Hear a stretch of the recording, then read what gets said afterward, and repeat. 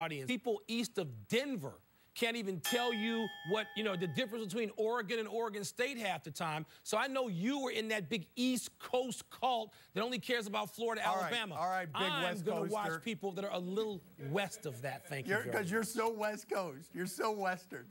The latest out of 10. You may have expected Oregon to be at number 4, Stanford, though, at number 9, surprising some people. Both undefeated. Who do you like in this matchup? Going in the upset again. I got the Cardinal in this one. It's that physical offense. And everybody's talked about Andrew Luck, but let's not forget that this is primarily a run offense and not just with Andrew Luck running the football. Gaffney and Taylor, 2 solid physical backs. And what about the motto of this team that Coach Jim Harbaugh, has adopted for this season?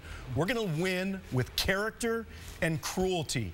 These are 2 concepts that this Oregon team just doesn't understand. And I know Chip Kelly, it drives him crazy when people say they're not a physical team, they're not a downhill team. They talk about the number of yards that they gain between the tackles. People have talked about their speed on the edge. It's not going to be enough against Stanford this week. They looked terrible last week, Oregon did, against Arizona State for most of the ball game. Arizona State turned the ball over 7 times, kept them in that ball game. Stanford and the physical offense, slow it down, grind it out, keep the ball away from this Oregon offense, wins it 28-20. Come on, Robert. I'm going to agree with you. Wow.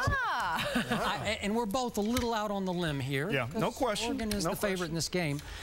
I believe in Jim Harbaugh also. I am sold on this Stanford team. I'm going to go 35-31 because I also am a little fearful of LaMichael and that track team of skill players that Oregon has because they're going to get theirs. But a high-scoring 35-31, and I chuckle when I hear that, well, Stanford doesn't have many athletes. Did you watch Stanford destroy UCLA at UCLA 35-0? And then, of course, UCLA goes to Austin and does a number on Texas.